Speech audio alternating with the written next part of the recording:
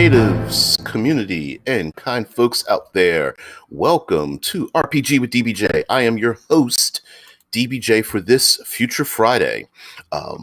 For those who do not know, this channel goes live each day, Monday through Friday, and we, of course, end on Future Friday. But it's important to understand that this show, we take a subject, we bring it up, we talk about it all week long in the context of whatever theme we have for that day. So we have Monster Monday and Discord Tuesday, World Building Wednesday, Third Pillar of Exploration Thursday, and of course Future Friday, where we talk about all things transhuman when it comes to tabletop RPGs. Quite a narrow niche, but whatever. I think you'll get something from it, even if you're just a standard sci-fi fan. Now, this week, we've been talking about science fantasy, okay?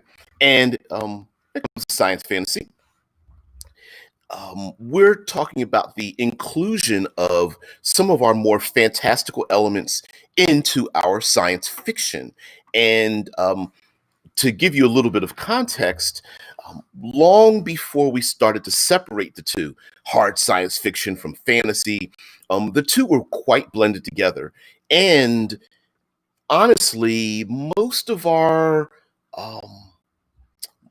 speculative types of fiction, even when it comes to science fiction, deals with some of the fantastical elements. And a lot of times those fantastical elements simply are a result of us not knowing what it is that we have discovered.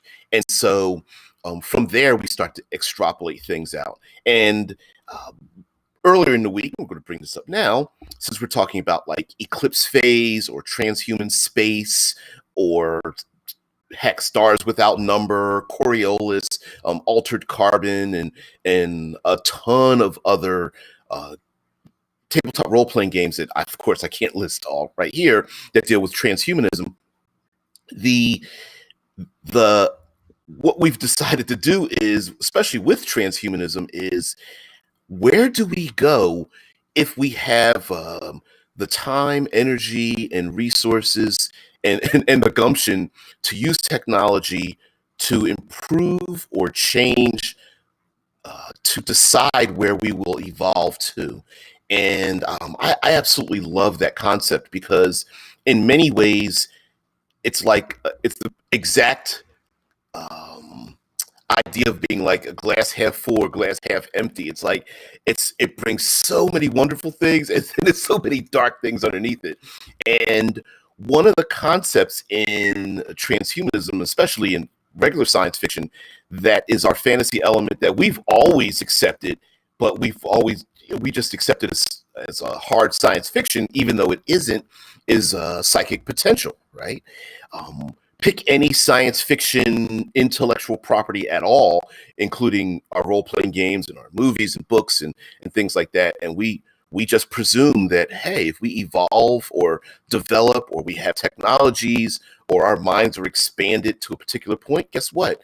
We're going to, maybe our minds will be able to contact other minds, or we will be able to lift things with our minds. We will become psychic entities along the given enough time periods, right? Yep.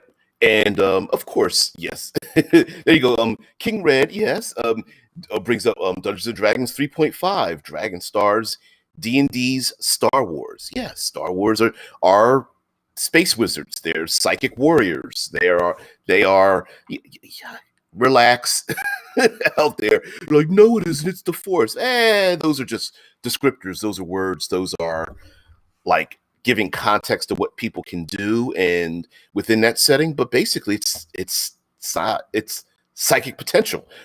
In Eclipse phase, we have ourselves the lost generation, a people who are, hyper grown in vats, and of course mistakes were made by using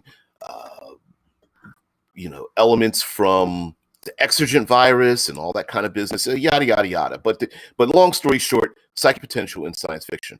But that's not the only thing that we've come to accept in science fiction as fantasy. One of the big things is having the unknown in a society in which it operates in a very hard sci-fi manner. How many times have we've had stories where, derelict ship, abandoned habitat, um, maybe an alien signal, and the PCs need to go there to figure out what happened. And maybe, just maybe, they found like an alien artifact, or they landed on a planetary moon or something, and they found something that, you know, pretty much like 99% realizes that maybe there was an alien culture that left something behind. Um, Stargates, Pandora gates, wormholes that are stable. A lot of these concepts are things that, some mysterious force created a thing, and then we're just going to happen to use that thing. So fantasy has always been in science fiction, for the most part.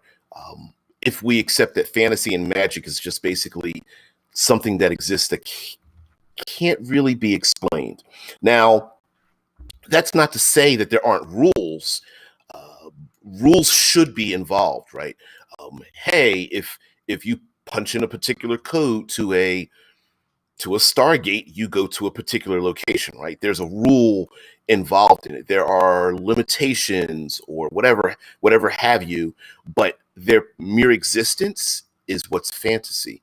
And there is a place for having fantasy in hard science fiction, especially if you want to do like a one-off. Maybe your player characters, heck, you're playing Shadowrun, or you're playing Eclipse Phase or Altered Carbon, and you want to do a one-off where they go to a distant planet where the rules change. Maybe the rules change on how technology works. Examples being, Star Trek has done this a hell of a number of times where, you go somewhere and your communications don't work effectively, or those power batteries that power all of your technology that we've never really bothered worrying about them going out. Okay, well, now you've arrived someplace where, power batteries die very quickly or something. The television show Lost in Space did this quite a bit. You go to an alien planet and there's some kind of a virus that eats metal, or there is an energy wave that causes people to go insane, or there are, and then you can keep going on and on and on, right? There are solar flares, there's radiation, there's some kind of weird gravity, there's some particulates in the air, but our interaction with those things is beyond the norm that we're used to dealing with, right? If you have like some kind of uh, radiation or sound waves or something that causes people to go insane, sure, you can go, well, I could see that. That's out there on the fringe elements of technology, but I could see that happening, and that's basically where you're going. You're taking technology, you're taking what we already know, and then stretching it to the point of our misunderstanding of it, or, does it make sense to go through a black hole, to go through another dimension? Probably not. But in this context, we're just going to say that this is what happens and then move on from there. And if you really want to do a one-off, maybe your group wants to do some exploration rather than, like, run and gun and doing corporate wars or something like that. Maybe they want to do something of that ilk. You could very much dump them into a place where these things happen. And in transhuman games, that's actually kind of, it can be quite common, right? Um, Not to get too deep into this, but trust is a very big thing when it comes to transhumanism, especially if you accept that there are like cortical stacks and you could beam your brain from one place to another. There's nothing wrong with, hey, some kind of, the PCs have just finished a mission. They're beaming their brains from Saturn back to Mars. No big deal. And then all of a sudden, the signal is intercepted by some external force, and their brain waves are now put into cortical stacks on some distant planet, and they wake up in synthetic bodies that they weren't expecting, and they're like, where the hell are we? And then the adventure begins from there, right? There's nothing wrong for a game master to just be like, hey, immediate arrest, right? You wake up, here's where you are, deal with it, and it's a great tool. You might not want to use it too often, and you need to do it with a group of players that are like, dude, just give us a story, give us a mystery. We don't care. But like I said, I don't want to go too deeply into that, because I did a whole series on trust between transhumanist games and some of the problems that creep up because of it. Considering that your body and your mind and your memories may or may not be your own, and how to deal with that. But Dead Man says, like Penrose Station in Eclipse Phase, a station, on the other side of a Pandora gate that's located on the boundary of a black hole. Yeah, absolutely. Yep, absolutely. I like Tesla Ranger's comment. It's like negative space wedgie. Yeah. Yeah, we're gonna circle the black hole. I'm gonna have to change my underwear then. Yeah, intergalactic wedgie. Like, no, rip. Yeah. He foxes. I hope I'm giving you the proper intonation of your name there. Yeah, Thundar, post-apocalyptic sci-fi 80s cartoon. Dude, yeah, we talked about that plenty of times. And I saw you I saw your comments in the YouTube channel. Yeah, we talked about a lot of that. And heck, why not? You could even include something like that in a transhuman game by dumping the player characters in a like on the other side of a Pandora gate on a post-apocalyptic world that's been devastated, and the alien race is gone, but these other people are trapped there. And maybe the whole point of the adventure is to find a way off the planet, maybe a beaming station or a starship or something like that.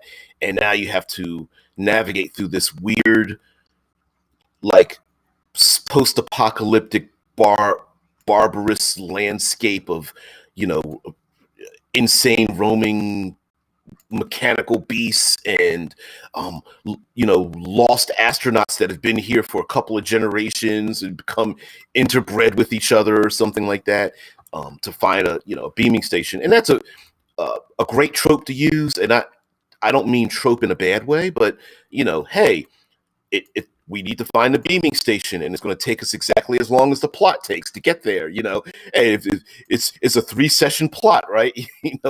I've planned this out for 3 sessions. You'll get to the beaming station in 3 sessions. Hey guys, let's go for it. And you're like, cool. And do the classic, like Superman landing on an alien planet and using his cape to tie it into a backpack or something. Player characters start having to come up with ways to, like, oh, we're going to have to go very tribal instead of urban on this thing, and oh man, my gun ran out of ammo. I guess I'm going to have to make an axe or a spear or something out of the local flora or whatever. So I also when it comes to fantasy and in science fiction, this, listen, it's a little bit of a cheat, but an alien artifact is usually and when I say artifact, it doesn't necessarily have to be a physical object, but often it's like either like a monolith or a tower or an orb or alien signal, or a whole planet that's been, like, I don't know, a lattice of technological wires or something goes through it, or a something stable that shouldn't be, like a binary star system with or a Dyson sphere or something. When it comes to, like, alien artifacts, a lot of times, listen, do we really need to explain how it's powered or how it operates? No, but we just need what we do need are rules and how something operates.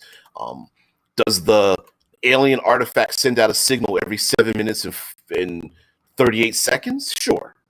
Yeah. okay, this is what happens every 7 minutes, 38 seconds. You're going to have to make some kind of save check, will, sanity check or something, and start to lose points or whatever. The solar flares are really common, and it takes out your communications or causes an EMP effect, and you don't want to pilot those Aerodyne ships because it might get knocked out the air. Okay, well, we understand that's the rule. Let's go for it, and let's march forward into this thing. So fantastical elements have been very common. Now, turning the volume up with some of those fantastical elements by having a small place where the population lives more towards the fantasy than the science fiction of it might be pushing the envelope a little bit, but I still think it fits. An example would be Star Wars, where the Jedi themselves are the fantastical element, not the only part of Star Wars, of course, because we hand wave a lot of crap in that, but they're the wizards amongst a population of sci-fi people, right?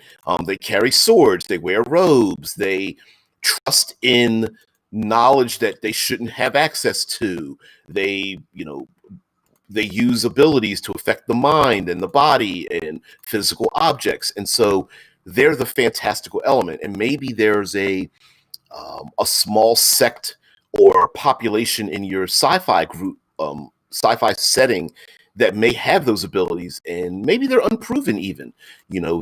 Maybe a local cult or something comes about. They're known as the the Shroud of Midnight or something.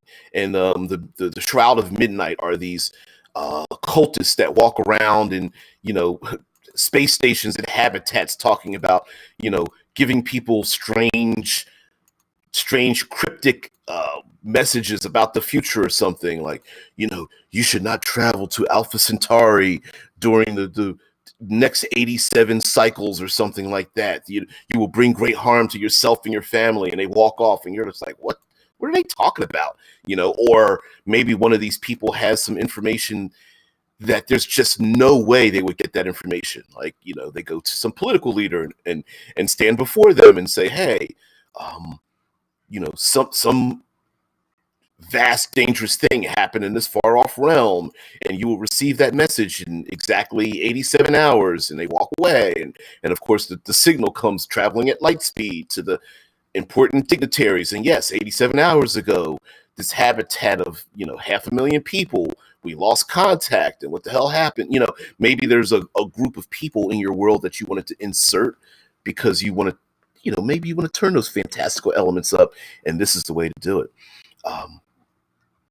Yeah, I hear you, King Red. King Red talks about Thundercats, crash land on Earth, the fantasy world ruled by a mummy warlock overlord, aka Mumra. Yeah, yeah. I love myself some Thundercats. But yeah, exactly. Do we explain how, like, the Thundercats sword? It's a magic sword amongst sci-fi anthropomorphized felines? Nah, we just accept it, right? Because it's cool as hell. And sure, maybe even, your players are like, hey, we love this sci-fi setting, but it doesn't really, like, maybe we want to add some, like, Dungeons and Dragons elements into it. Maybe they find an alien artifact that's more magic sword, more Thundercats related than Railgun, that, whether it's something like that. So yeah, adding those fantastical elements in really works. And mind you, maybe even like a lost colony, or um, fanatical people that decide to go off on their own and have their own habitat, and no one's been able to contact them. Maybe that's your in to include, like, psychic powers or some kind of weird magical contact, or this group of people having literally no technology whatsoever to have them contact an alien race. Maybe they're being given some information, or they're building some kind of structure, or they have some capabilities that really stretch the boundaries of what's available for the player characters, because heck, you wanted to include them in the game, you know? Yeah, Omen says an idea that comes to mind is a post-apocalyptic setting, as in biblical apocalyptic setting. So as not to get too religious, I was kind of thinking like Doom, cyber demons, and the like. Oh yeah, I don't know why, but there was a short-lived show about a biblical post-apocalypse with like angels, and I guess it was angels and fallen angels, and there was a city known as Vega, based on Las Vegas, with the neon letters wiped out, so you only saw the Vega, and it was like this encapsulated city with giant walls or something, and there were like angels flying around doing battle and trying to recruit humanity into this battle or something. Something very similar could be in the world. I mean, transhumanism, lowercase t, meaning like those who don't play role-playing games, there is contention because there are groups of people who feel that designing AI today is tantamount to creating their own god, right? Some people feel like, for good or bad, or whatever side you fall on, that true AI, a true artificial intelligence that has all of the information and of human history ever, and is growing and is copying its own brain, and then that grows and then makes more copies of itself, and then might become that we might be designing and creating and building our own godling. Maybe you want to include something like that, to the point where it is, this AI is literally bringing about like an apocalypse, like a biblical apocalypse, almost as if the science and the air quotes fantasy have come together as one, as if it's been predicted all along that way. Yeah, Omen goes on to say, yeah, one idea that comes to mind is the mark of the beast mentioned in the Bible. It could be a microchip surgically implanted into the body. I've heard that theory before. And it says, on AI, though, the real problem with that is that there will probably be too many people who rely more on the computer than their own free decision. And yeah, I mean, why not have an AI, or let's rewind this a little bit. Maybe there are people who are desiring to create an AI specifically for the purpose of not having to have their own free will, right? Some people might willingly just be like, hey, that's the whole point of having the AI, to make decisions for us, right? Yeah, yep. Yeah, Omen says, yeah, instead of wearing the clothes they want to wear, they'll consult the computer instead. At the end of the day, the computer will decide things instead of people. Yeah. As a matter of fact, there might, in some ways, we're already there. Yeah, he foxes, yeah, because 80s. Yeah, well, I mean, in many ways, we're already there, right? We cultivate our own interactions with our own social media, so that social media then spits back the things that we want to see, so then it starts making decisions as to what we decide to see, right? We're already doing that. Not too far of a stretch to have an AI go, oh, you know what, every Thursday you order a pepperoni pizza. I decided to order a pepperoni pizza for you. And you go, oh, thank you, computer. I hadn't even thought about that, Yeah. Omen's like, wear a red thong today. It's a hit with the ladies. Women must wear top hats. Yeah. Why? Because I said so. Okay, sure. Yeah, Dead Man put it into the Discord, like, there's a Reddit thread on how would you guys stat the cyber demon from Doom 2016. Now, for those who don't know, this channel is simulcast on Twitch, YouTube, and our own Discord server. So if you would like to join live, or you want to take part in the show later on. Not a big deal. A number of ways for you to do such a thing.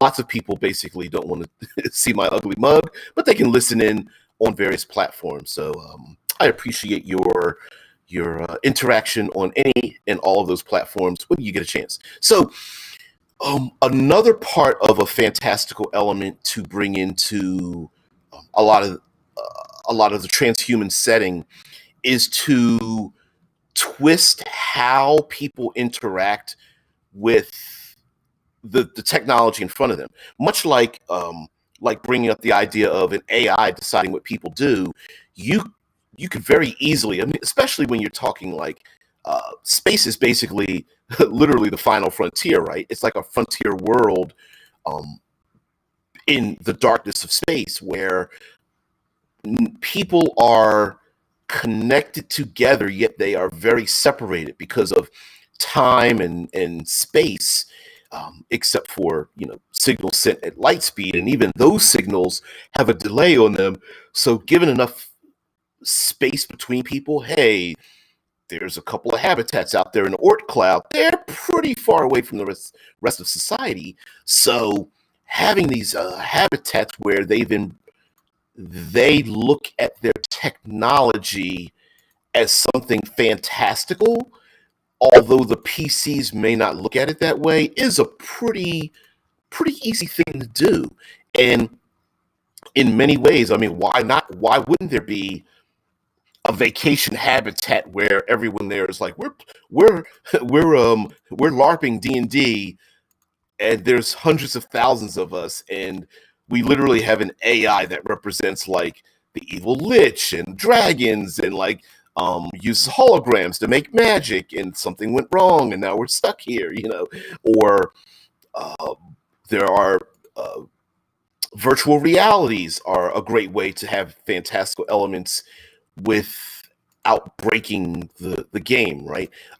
There's nothing wrong with having a VR world where things are very dreamlike. They are, Salvador Dali, melting pocket watches all around the area. It could be something very dreamlike, like Where Dreams May Come, or Dreamscape, or any number of other dream-like movies that have existed out there.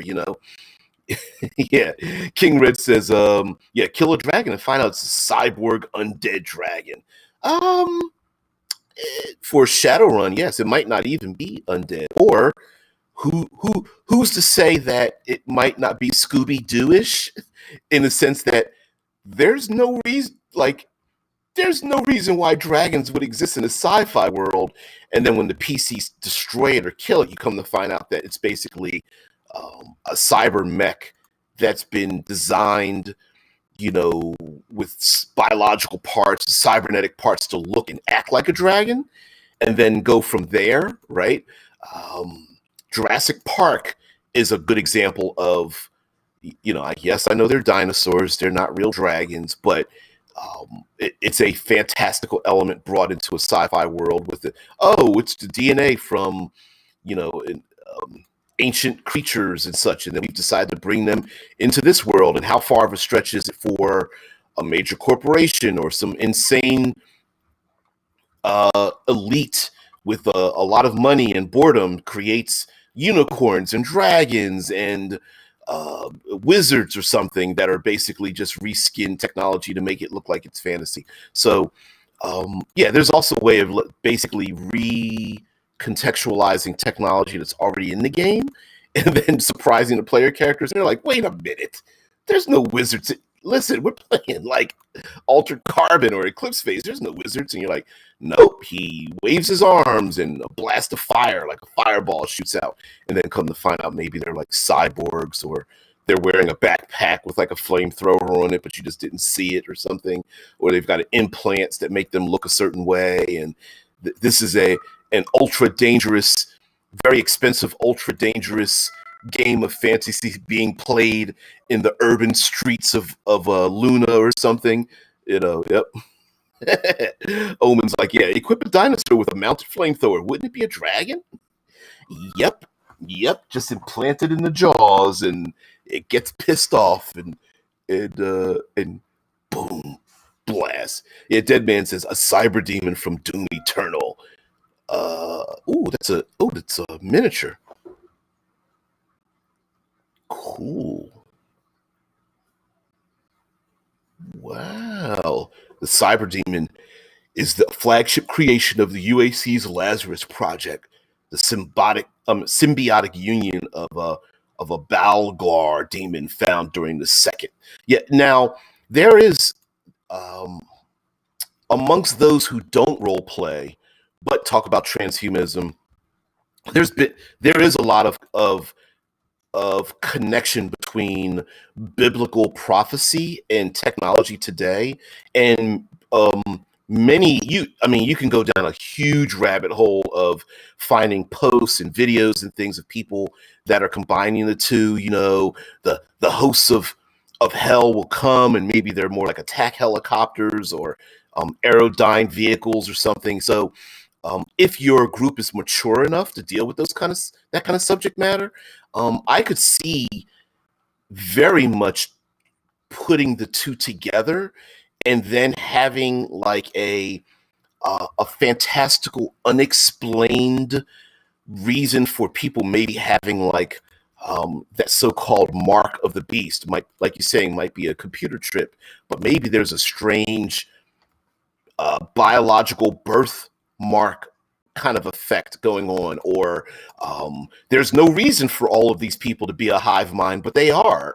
And someone's like, no, the authorities are like, no, we send out a signal that shuts down communications. We do that all the time. Yet each of these people are speaking as one voice or something. Like there might be something that breaks the rules of how something operates, but you're still including it in the context of the game, and I think that makes a lot of sense.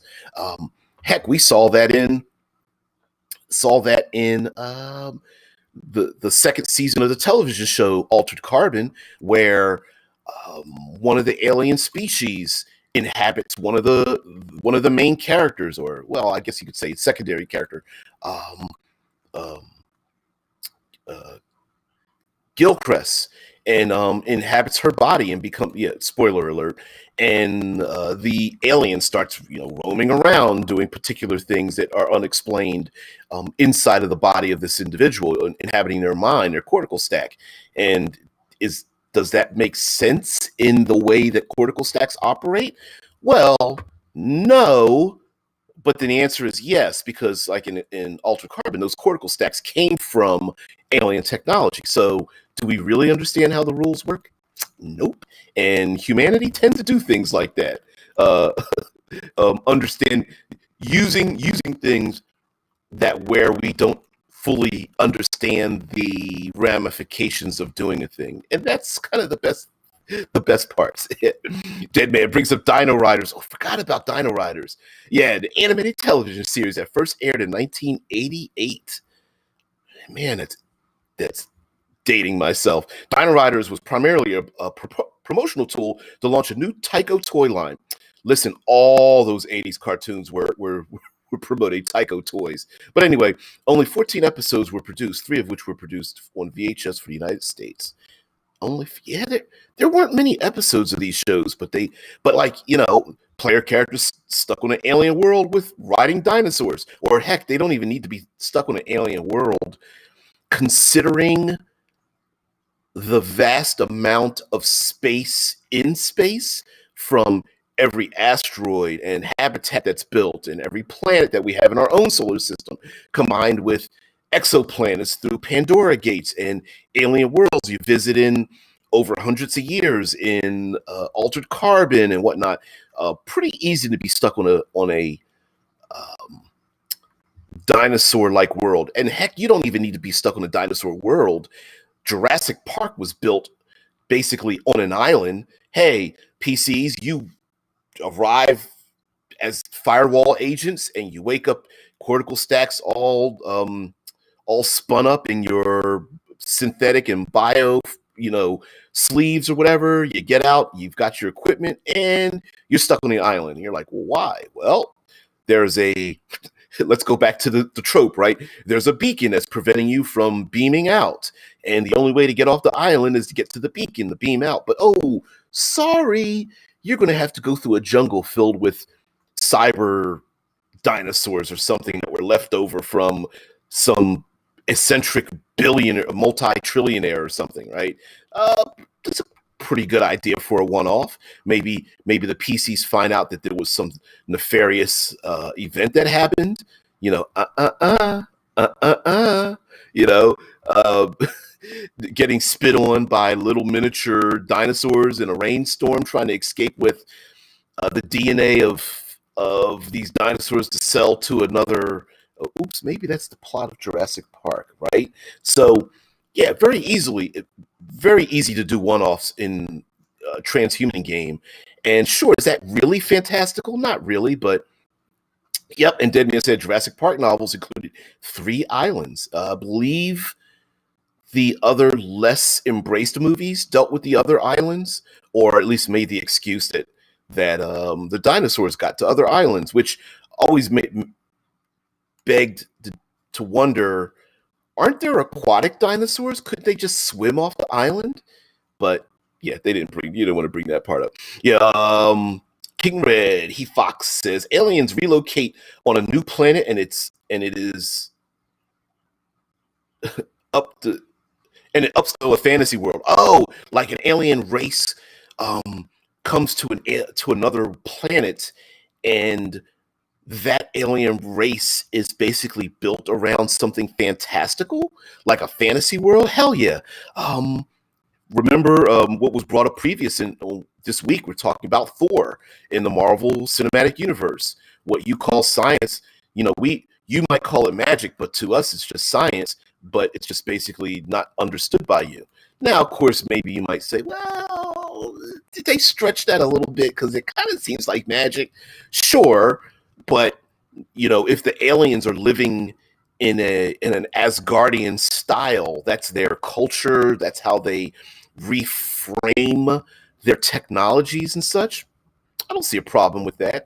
And of course, listen, believe you me, if today the role-playing community today had the technology in these transhuman worlds with like nanotech and resleeving and cortical stacks, you sure as hell are going to know that there's going to be a community of real-life Dungeons and Dragons LARPers out there, living and breathing and speaking in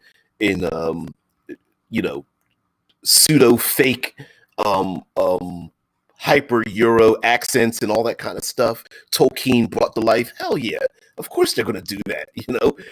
This isn't a cyber weapon. It's my staff of magic. Yeah. This isn't plate mail armor. It's Kevlar, made to look like plate mail armor. That's why I still get my dex bonus, right? I mean, of course they're going to do that.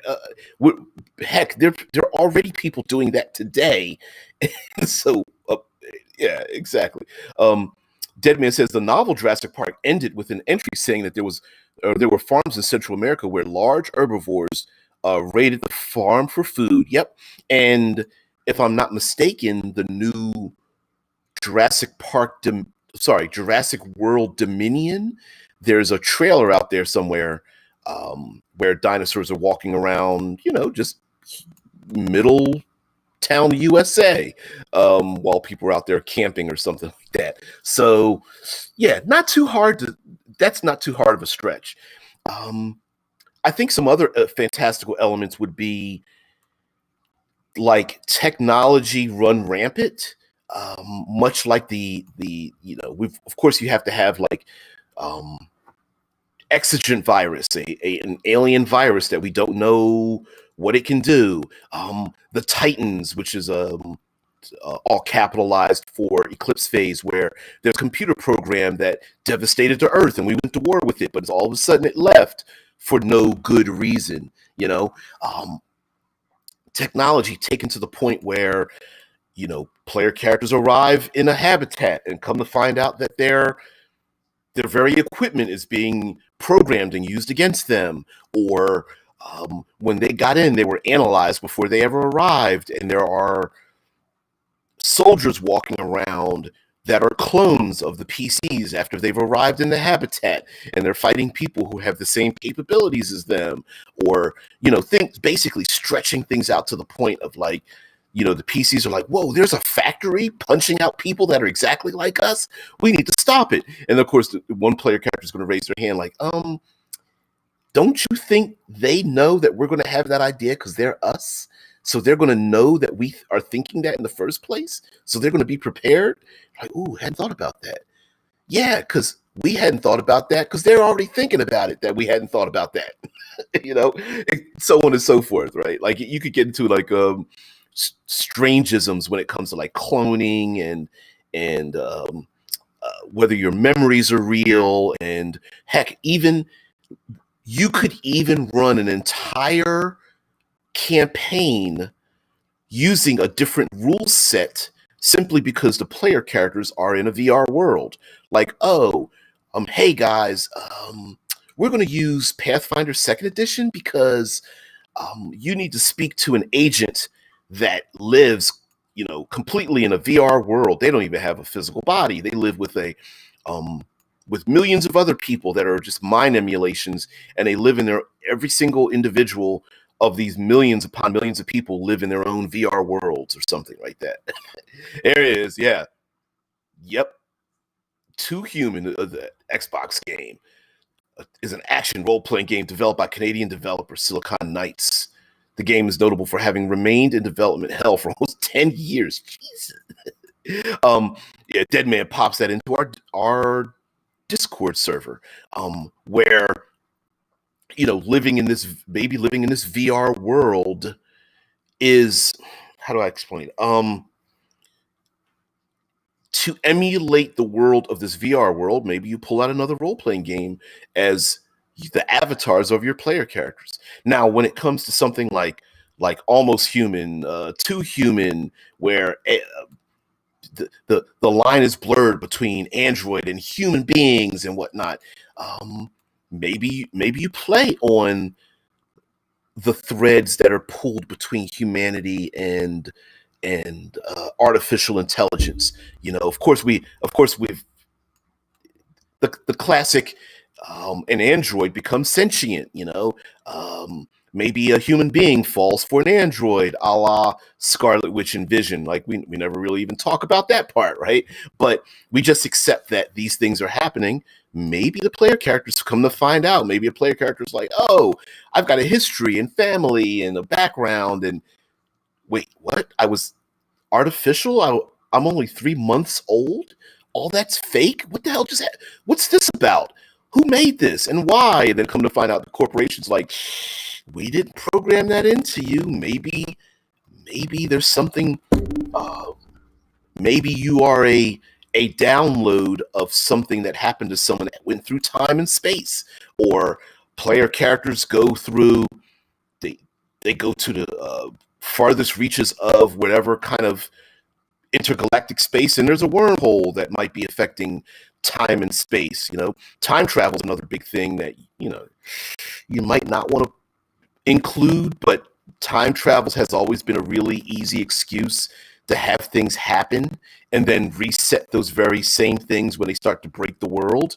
So maybe time travel is a thing. Like imagine a player character's, hey guys, you're not going to be able to beam your way, but we're going to put you on a starship that travels at relativistic speeds. And then, hilarity ensues when everybody passes out and they wake up, and then come to find out the player characters are back on Earth before the Titans and the exogen virus and the whole thing never happened. Earth hasn't fallen yet, and the PCs are now somewhat reenacting all of the events. They are taking part in all of the events before the fall or something, and this is the one-off, and they're like, well, wait, did we travel through time?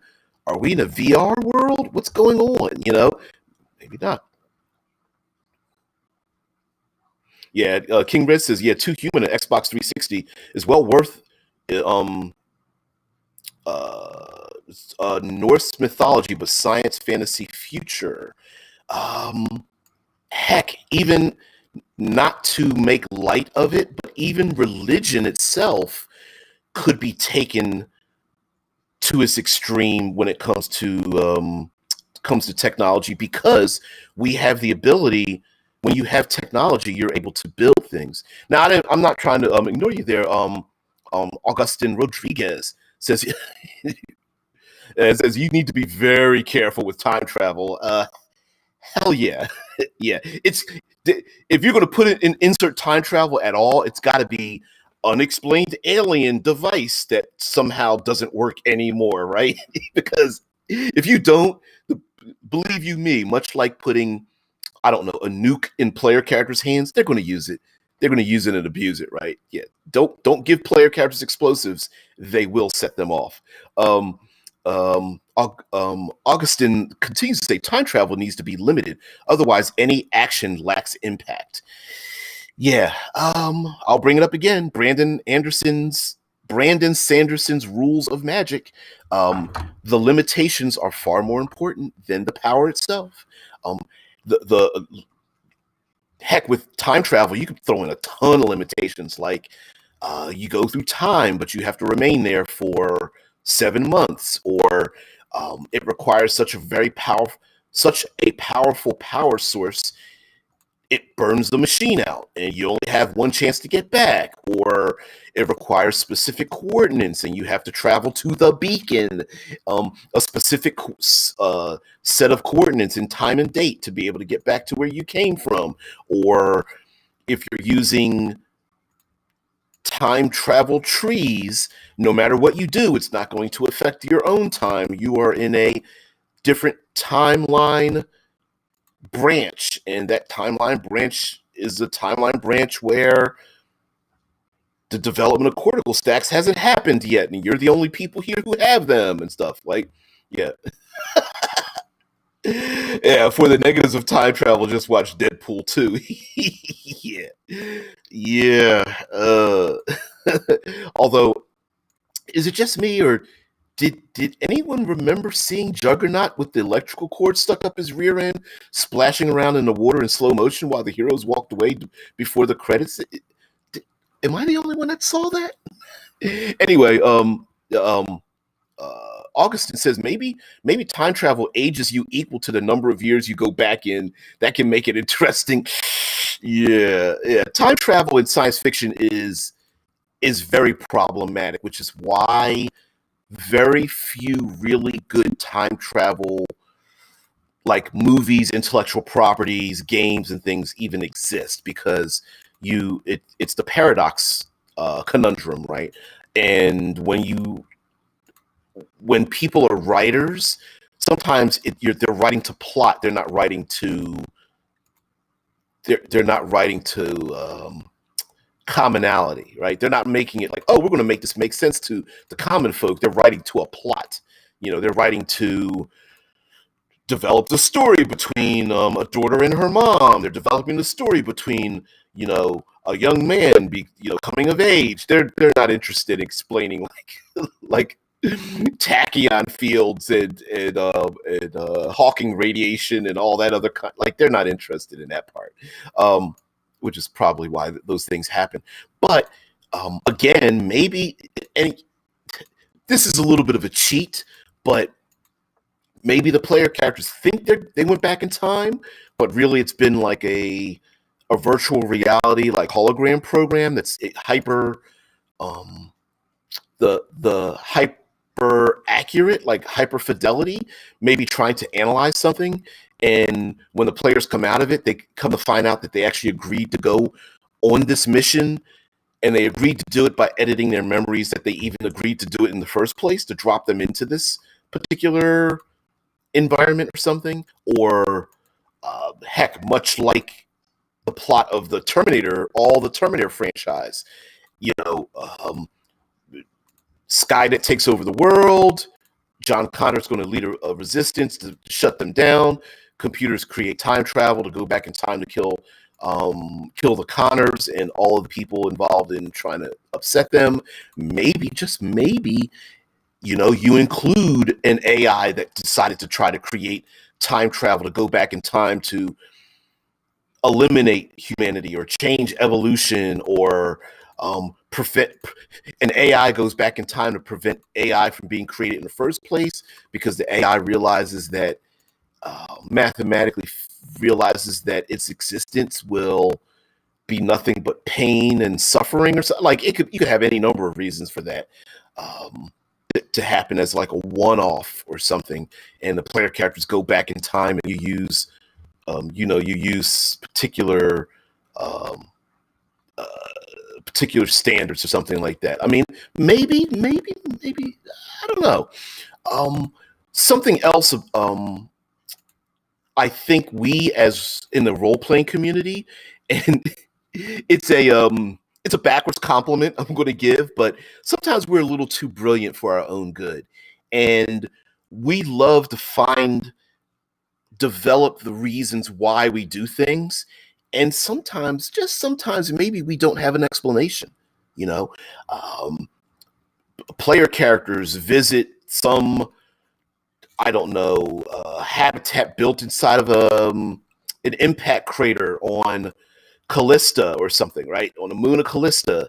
Why does that habitat on the impact crater in Callista have gravity, standard gravity? I don't know. I don't know. Maybe the player characters are like, I wonder if this is new technology, or I wonder how they did it, or maybe there's some like pseudo explanation. There's a big gravitronic disk or something that's underneath the habitat, whatever. Shrug, we don't know, but it's there, and you have to go into the place and find the thing, get the MacGuffin, right?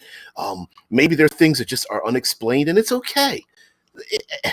I know it's a frustrating to not know why something is the way it is, but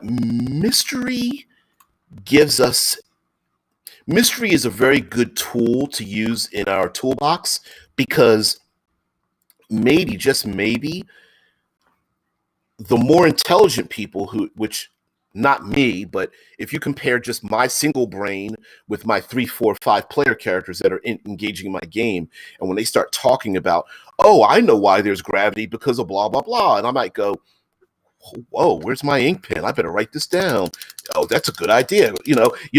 It gives you an out. It gives you an open to not only reward your players for being engaged in your world and talking about it and imagining it and coming up with these great conspiracies as to why something is happening, but you're also rewarding them by going like, yeah, you're right, you had a great idea, I'm going to include this in the game, and screw my dumb idea about gravitronic plates or something. Maybe you're right, there wasn't um, uh, three episodes ago or sessions ago, there was talk of an alien species that dropped something, and maybe the Pandora gates aren't the only thing they left behind. Maybe they allowed us to have artificial gravity, and you're like, ooh, that makes sense. That ties in the whole thing. Ooh, yeah. You know, there's literally nothing wrong with basically stealing the idea from your own player characters to incorporate in your world, and having a mystery is a great way to insert it organically, if you're pretty good at it. King Red says, campaign setting that's Greek mythology, but in future where Ares have their own Spartan Terminators. Hell yeah. Hell's yes.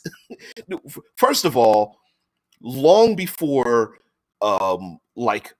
say an alien high-tech species would be that way, there's already people who literally are engaged in reenacting like um uh ancient battles, mythological settings and things. So we're not far from that, but to do like a Greek mythology setting where Ares is like an like a 20-foot, like cyber enhanced AI or something that's reenacting the Greek, almost acting as Greek gods and whatnot. Zeus throwing lightning bolts down, whatnot. That would be pretty sweet. And despite being very gonzo, I could see that being in something like Altered Carbon or Eclipse Phase or something, some other sci-fi habitat world, extra dimensional space or something like that, because again, reasons, right? Uh, some rich trillionaire, an AI that took something too far, a 12-year-old child genius decided to design this. Um, a strange permutation of an AI that read books from the ancient historical past and decided to reenact these things and build them, or people volunteered to live in a habitat where, like, yeah, I want to live like a Spartan in a world where the gods are in existence. Yeah, I'll live in a world like that. Why not? This is cool. In When cortical stacks make um, life, humanity effectively immortal, why wouldn't you spend a couple hundred years living in ancient Greece with real gods and stuff? Because you can, right? Hey, guess what? We're going to live here a couple hundred years. When I get bored, I'll leave and maybe we'll live in, I don't know, ancient Egypt next time, right? Or as the Norse gods next time, or um, whatever, right? When you have a cortical stack, and you can make copies of yourself, even maybe you're like, you know what, I'm gonna make a copy of myself. They're gonna go on vacation, I'm gonna continue working, and then we'll just reinstitute my own copy of my own brain, so that the fantasy brain gets to know what real life is, and then the real life me gets to experience what it was like to go on this long journey of exploration or something, right? Yeah, yeah. King Red, or I guess he foxes. He Fose says gods versus Super Skynet. Yeah. Heck, this that could actually be a good way of physically describing how maybe there's a war between the AI. Not too often do we. Usually, it's humanity against Skynet. The AI systems. But maybe there's a coalition of AI against AI, and humanity just happens to be in the middle of it, and this is their physical representation of such a battle, right?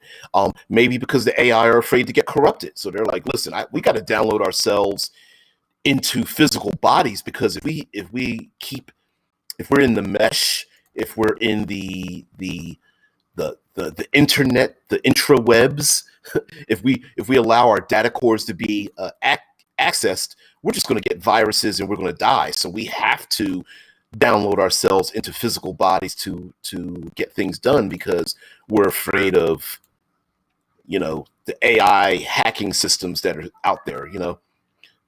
Yep. Deadman says Prometheans versus Titans in Eclipse phase. Why not? That makes a lot of sense. Maybe the destruction of Earth was a side effect of a battle that's been going on for a millennium between an alien species and the ultimate production and development of AI, right? Humanity's like, yay, we're going to create AI and make a god in our own image. And this alien race is like, the hell you will. We know what happens when those things happen. And that alien race, like the Prometheans, maybe we don't know what, like, they don't look human, they don't act human, we can't communicate with them. So to us, they are like ravaging Earth and destroying our culture and all these things. But maybe they're trying to push us into the next stage of evolution, at least how they perceive it, right?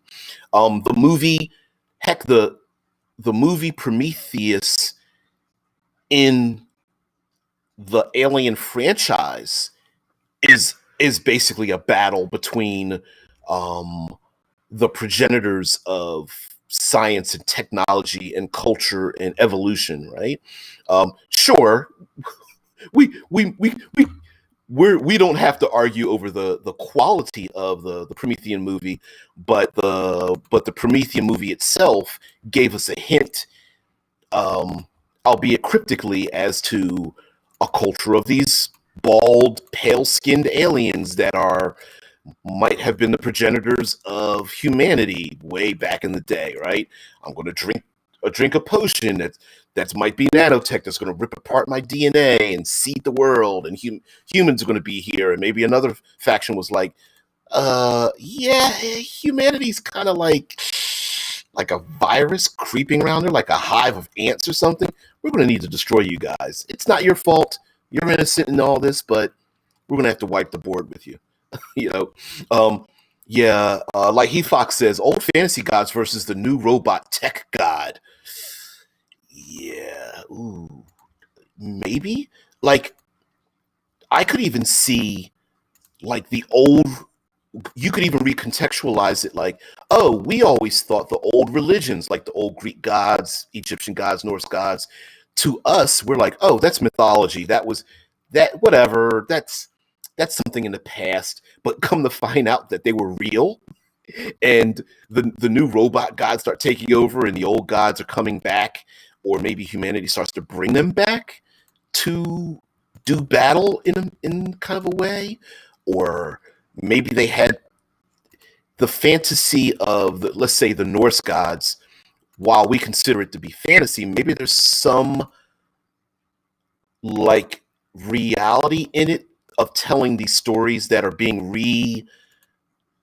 repeated over and over again. Basically, it's the same war happening over and over again, this eternal war, and now it's happening in front of us with technology, but come to find out that we're actually engaged in these wars. Like maybe, so instead of them being physical entities, maybe Zeus is a like an overlord AI that uses for people that get out of hand, it starts like overloading systems and overcharging systems to make things explode with bolts of like electromagnetic energy or something, right? It's not a physical person, but Zeus itself is a computer program that's engaged in a war and also maybe a little bit horny.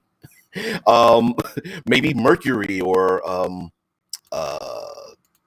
Mercury is the messenger of the gods, but instead Mercury is a um, AI computer system that has been enhancing human beings to have hyper reflexes, and much like a Dungeons and Dragons warlock, it's like hive minded to make these people super fast because they know they're going to have to fight against the odds of the titans, the literal titans, um, rebuilt as technological titans, having come back to take back Olympus or something like that. And Olympus might be like Olympus Mons, where straight out of the top of Olympus Mons is a space elevator, and it's taking the space elevator up to the outer reaches, that maybe it's connected to like a moon or something like that, and that's where the technological gods live, and they're sending out, I don't know,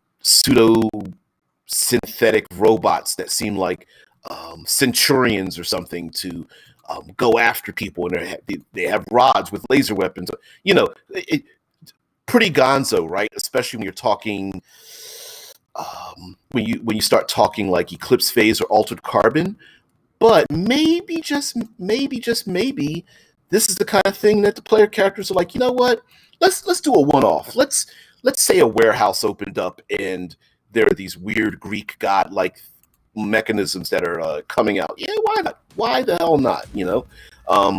Especially when you have high technology and 3D printing, you could make armor and weapons and things look like anything you want, including synthetic and biological bodies or something, right? So yeah, absolutely. Well, anyway, guys, I just want to let you guys know that I really appreciate all of you. There are a number of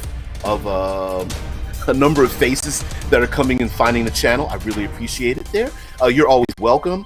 I may not be able to get to any and all comments that are posted when you guys interact live, especially considering that you can react live on Twitch, YouTube, and our Discord server.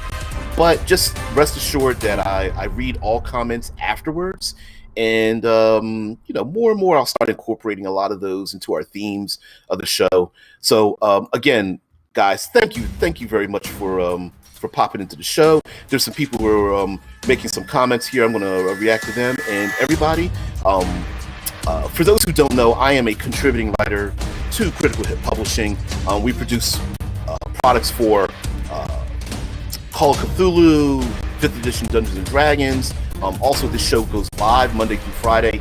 And if you really want to hurt yourself, there's probably 800 plus hours of content in the archives. So if you want to go back and take a look at some of our on this channel, some of the playlists, You can just have those playing in the background. Maybe there's certain subjects you want to look up. So please go back in the archives, take a look at a lot of that things. And again, please, I'm asking for a call to action. Please like, share, subscribe, spread the word, tell your friends. Heck, tell the people you hate to watch the show, whatever, if that's your thing, just let me know how I'm doing as well. And everybody just have a great day. And I want everyone to have a great weekend. Next week, of course, we'll have a whole nother subject on this long form content. Everybody have a great day. I will see thee later. Now, I will be in the Discord server for just a little bit of time, but for right now, have a great one. I'll see you. Bye. Thank you very much for watching. Now I feel